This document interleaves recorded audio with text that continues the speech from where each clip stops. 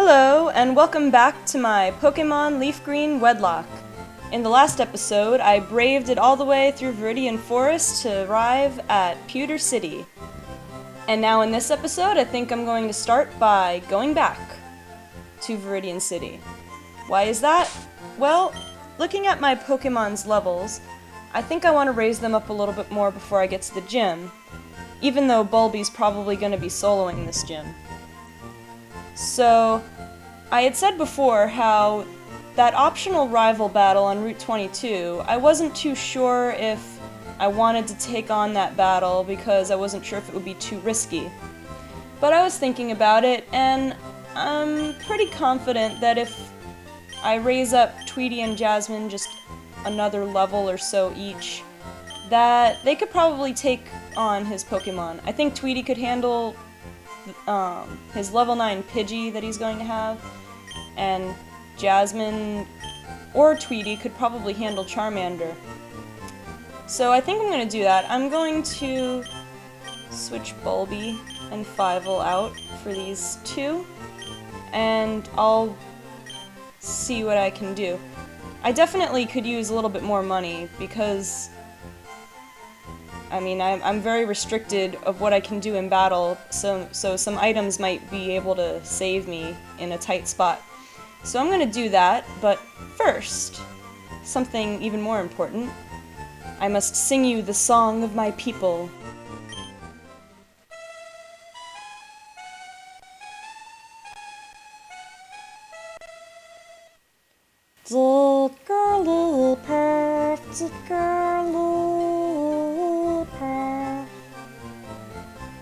There you go. You're welcome, Internet. There's my Jigglypuff impression. It was actually a impression I used to do a lot when I watched the anime, because in the first few seasons, Jigglypuff was a very frequent recurring character, and I decided to learn the song. So, there you go. Okay, let's see. I'll take one repel.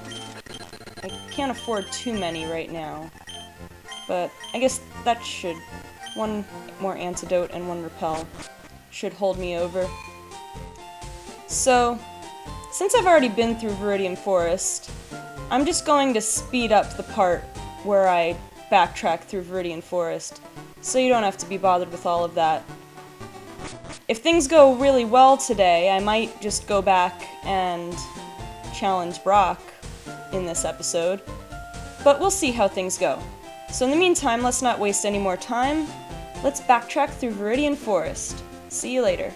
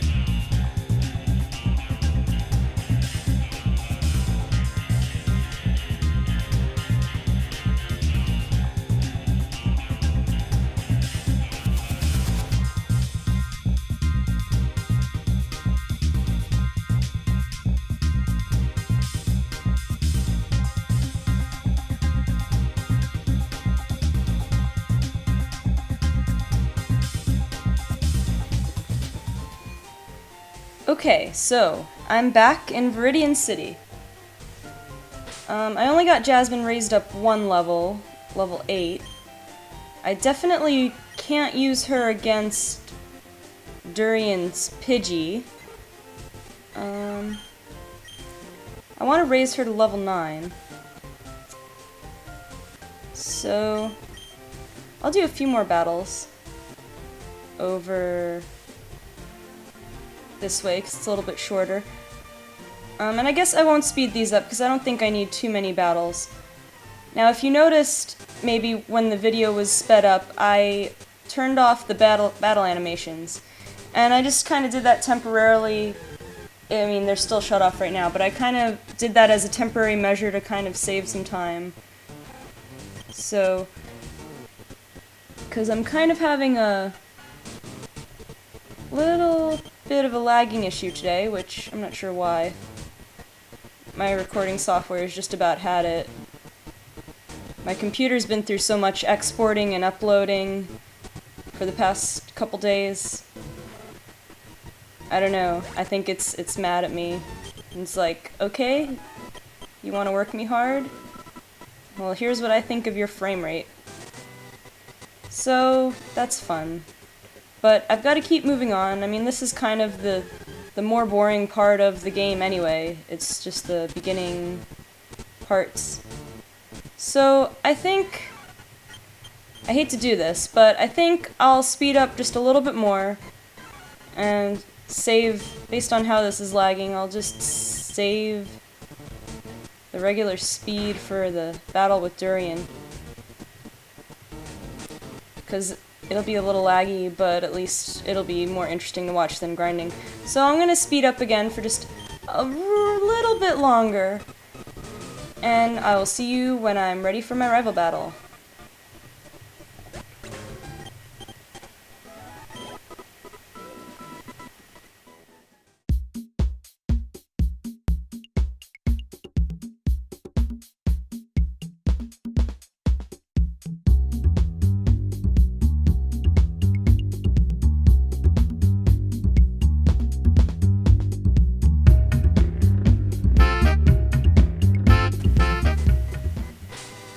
Okay, so I'm back.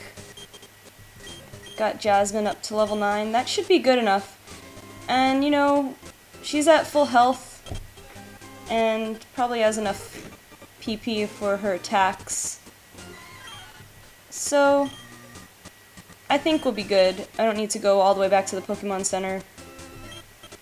So I think I'm going to lead with Tweety against Durian's Pidgey because... obviously, it would not be good to lead with Jasmine, since his Pidgey will be at level 9, so it'll know Gust. So that would be bad for Jasmine, needless to say. But Jasmine does have good attack and higher special defense than Tweety, so she might come in handy against Charmander, his Charmander, which will know Ember. So first, let me turn on the battle animations. Not that it will be all that nice to watch right now, because my computer is rebelling on me. I really do apologize about that. The first episode that I recorded, the first couple of them didn't have that much of a lagging problem, but today, I don't know, it's just an issue. I think in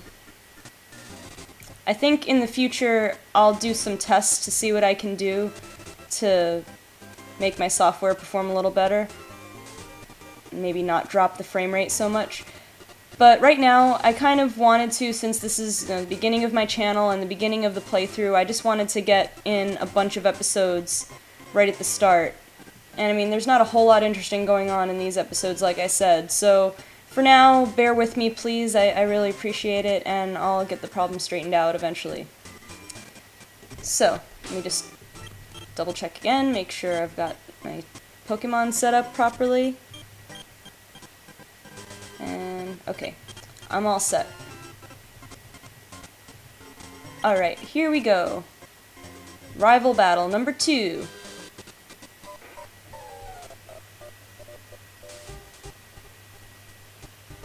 Hey, Banana!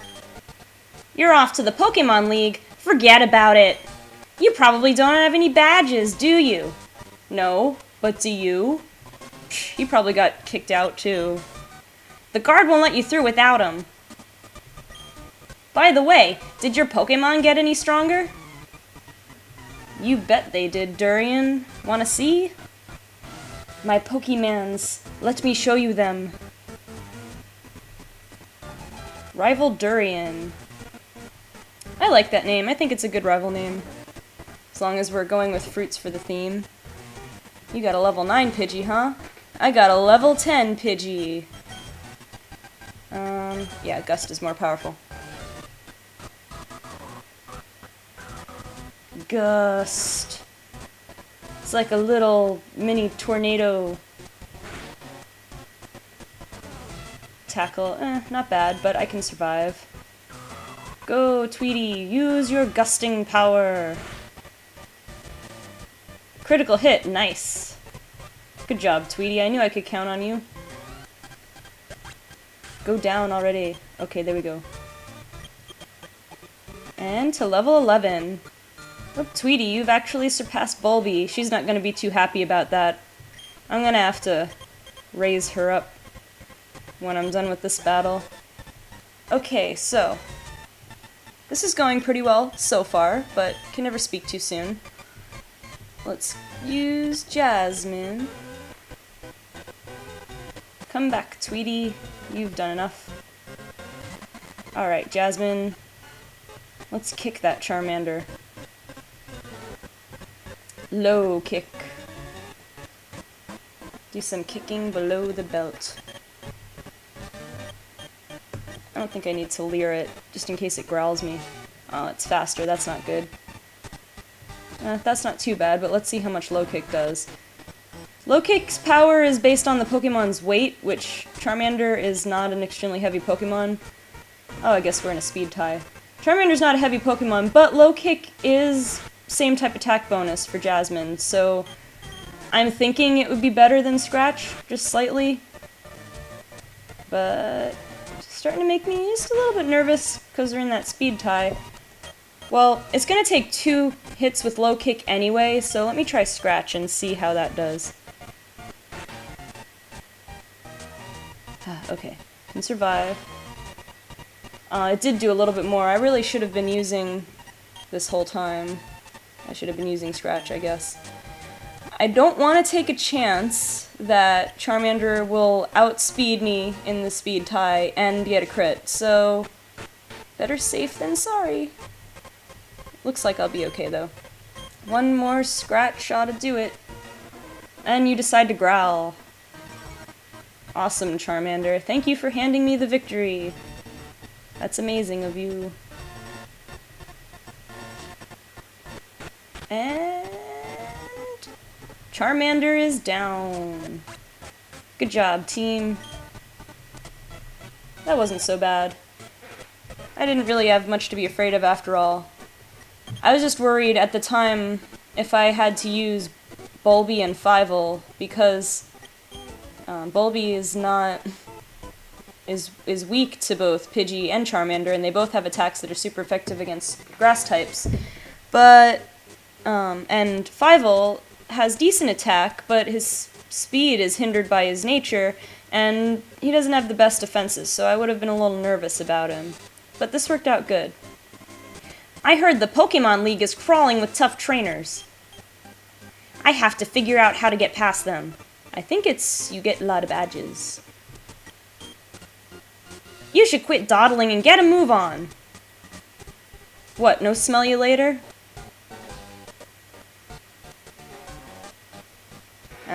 Smell you later. Seriously, it's like I don't even know who you are anymore. You're not saying smell you later. Okay, well, so now Bulby is feeling quite neglected now for dropping down from her perch as the highest level Pokemon on my team. I always tend to give my starters slightly preferential treatment. It's not really fair necessarily, but I think it's partially the sentimental attachment I have to them. Really, if anyone's been neglected, it's Honey, but I just don't feel like, especially since I unfortunately won't have any use for her for this first gym battle, I don't really feel any kind of urgency to start training her up yet.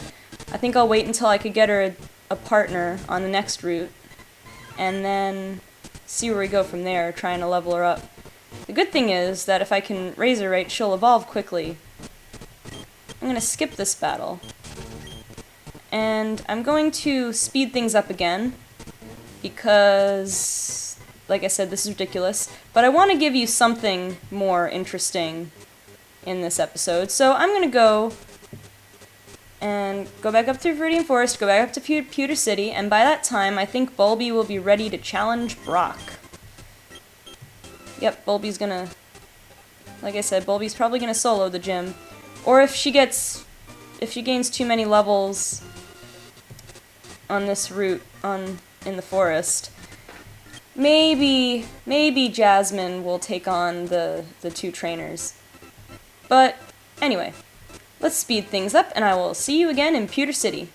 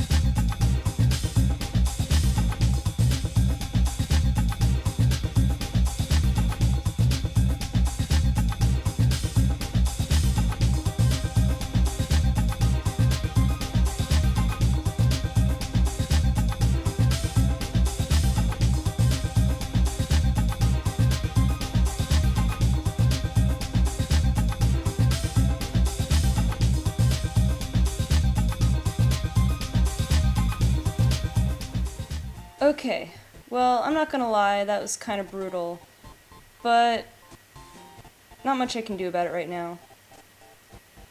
I've looked into a couple possible solutions, but I don't know, the best thing I can think of, honestly, is giving my computer a break for a few days. But, you know, hopefully this is the worst that it'll get. So I'm going to pretend to leave Pewter City because I want to check something. Because if you try to leave Pewter City before you defeat Brock, this guy over there stops you. Apparently it's off limits to leave. You're a trainer, right? Brock's looking for new challengers. Follow me. Okay, kid. Yes. Dun dun dun dun dun. It's one of my favorite little songs from the soundtrack. Dun-na-na, dun-na-na, dun-na-na, dun-na-na. Which unfortunately it's being butchered right now. Curse you, frame rate. Curse you! I'm really conflicted about this because part of me is thinking I shouldn't even be recording right now because it's not very professional at all. But I'm hoping that I can get a solution figured out really easily, and I do just kind of want to make some progress in the game so that, you know, I have something to show for myself. If you have the right stuff, go take on Brock. Oh yeah, this doesn't glitch. This doesn't have, not really a glitch, but a continuity issue the way that it did in Red and Blue. See, in Red and Blue, when this guy takes you over to the gym, this fence thing is still here, but in the view of the screen, you only see like this, so you don't see the fence, but you know it's there. But when he walks off screen, he walks off this way. So apparently he just phases through the fence. Or, I don't know. Or he can just jump over a fence, but we can't, because I don't know, we're not allowed to jump, we're not even allowed to run yet until you have a special pair of shoes, which I won't get until after this gym, but that'll make things a little bit easier. Pewter City Gym Leader Brock, the rock-solid Pokémon trainer. Do you even lift, bro? I don't know, I guess Brock might be in pretty good shape, but, I mean, he's kind of skinny. I don't know. Anyway, so let's battle the... Oh, there's only one trainer. I forgot. I'm thinking of, in Red and Blue, I'm 99% sure there are two trainers. Oh well. Let's battle this one guy. This camper guy. Is he the light year guy? Stop right there, kid! You're 10,000 light years from facing Brock. Alright, Buzz Lightyear, let's see what you got. the... Oh yeah, I believe, if I remember correctly, in the Pokemon Origins anime special, when Red goes to face Brock, he first has to go through... I'm pretty sure... I don't remember if he battles the trainers, or if he just talks to the kid in the Pewter City gym, but he has that line about being light years away from facing Brock. I'm pretty sure. Well, I didn't actually see the dubbed version. I was watching a subtitled version online before it came out in the US dubbed, and they subtitled in the line about 10,000 light years. I don't know if that was actually the case, if that was actually what he was saying in the Japanese version, unless it was also a line in the game in the Japanese version. But I would imagine that would be something they would put into the English dub as well. But I will never know until I actually check out the English dub. Which, by the way, for those of you who maybe grew up with the Pokemon anime, but now that you're a little older, maybe you think it's just a little too childish or repetitive, which it is, even though it has its merits. The Pokemon Origins anime was... The Pokemon Origins anime is what I meant to say. It's actually really cool. It's a bit more, it follows the games a bit more closely, which you might be able to tell from, like, the lines that it references. And it changes up a lot of things that the Pokemon anime has done, the main series anime has done for so many years, like the idea of Pokemon saying their name. The Pokemon don't say their name in this one. They're more like animals, I guess. So they make sort of different noises that aren't necessarily intelligible words. But it's really the other cool thing. My favorite part about the anime, actually, the Pokemon Origins anime, is how they explain gym leaders, who are supposedly these powerful Pokemon trainers, having such low-level Pokemon at the beginning. And when Red goes to face Brock, he actually, Brock asks him, "Oh, how many badges do you have?" And he says, "I don't have any." And so then Brock, like, goes over to a wall and he makes a selection, and this sort of shelf comes down with, or a drawer comes out with 2 Pokeballs in it, and that's his Geodude and Onix. And so he said, "I'll use these." So he picked his level 12 Geodude and level 14 Onix. It's not that he didn't have more powerful Pokemon, it's that in order to provide a fair challenge to a trainer with no badges, he selected those Pokemon. Which, in a later episode, I won't spoil too much, but in a later episode when Red fights Giovanni, you see that sort of similar thing come into play because, well, let's just say, knowing that Giovanni's not the most honorable man in the world, you might imagine what he might that he might not want to adhere to a policy that makes things more fair to the trainer. But anyway, let's fight Brock. I don't know if I can do a good Brock voice, but let's try something. Brock. "So, you're here. I'm Brock. I'm Pewter's gym leader. My rock-hard willpower is evident, even in my Pokemon. My Pokemon are all rock-hard, and they have true grit determination. True grit, guys. That's right, my Pokemon are all the rock type. Fahaha, you're going to challenge me knowing that you'll lose? That's the trainer's honor that compels you to challenge me. Fine then, show me your best." Here we go, guys. So, the Brock voice is harder than I thought, so I'll make it up to you by saying the best Brock line of all time. "I'll turn my trusty frying pan into a drying pan." Which, those of you who don't know, that's an actual line from the English dub of well, not really the fourth, the sort of spiritual successor to the first Pokemon movie, Mewtwo Returns. It was actually the 4th Pokemon movie to be released, but it didn't have a theatrical release, which at the time all the Pokemon movies were having theatrical releases, so it didn't follow the official canon, like, it didn't, not really the canon, but it didn't follow the main timeline of movies, but it was pretty much as direct as possible a sequel to the first Pokemon movie, Mewtwo Strikes Back. But yeah, that line of Brock's, one of Brock's, I mean, Brock has some great lines, but that one's been all over the internet. That's just the most his most meme-worthy line, I suppose. So now we're getting to Onix. As you can see, Bulby took out Geodude literally without breaking a sweat. Bulby is so nice. Okay, let's see what this Onix can do. Fortunately for Bulby, Onix is much more of a defensive Pokemon than a physical Pokemon. Oh, well, alright, Bulby, one hit each. You are way too powerful. I didn't even overlevel you either. You're just that good, aren't you, Bulby? I love you, girl. That's why you're my favorite Pokemon. And level 14.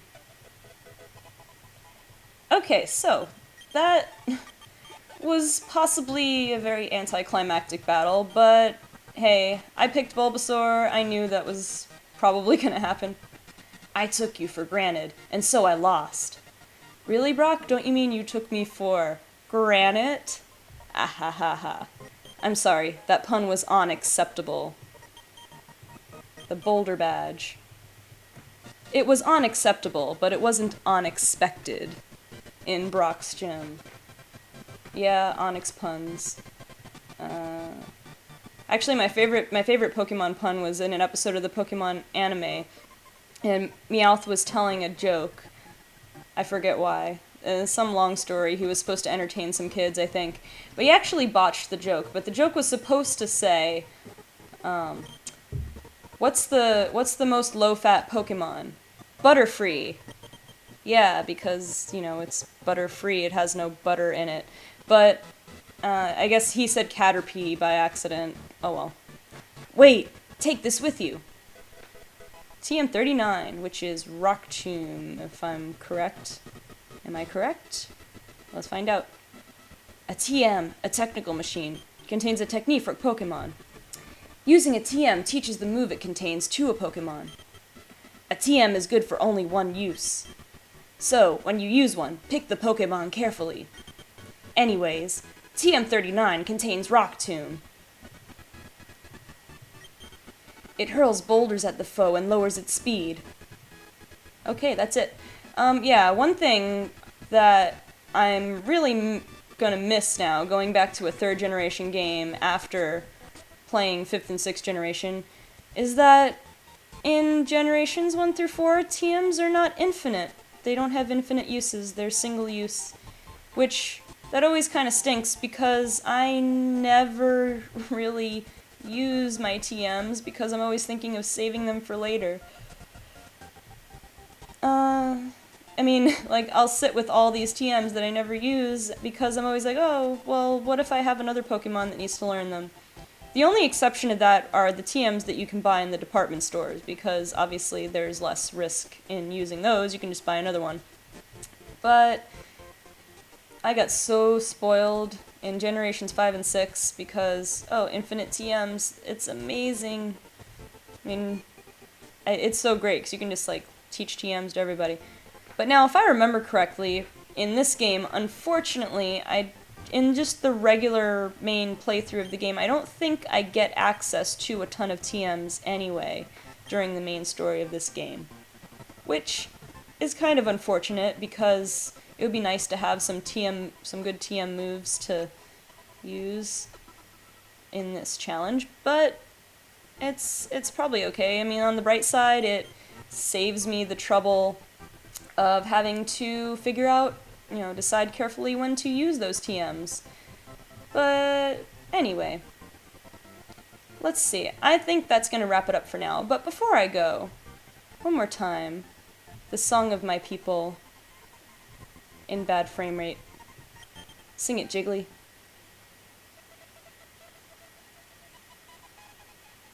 I'll sing over it.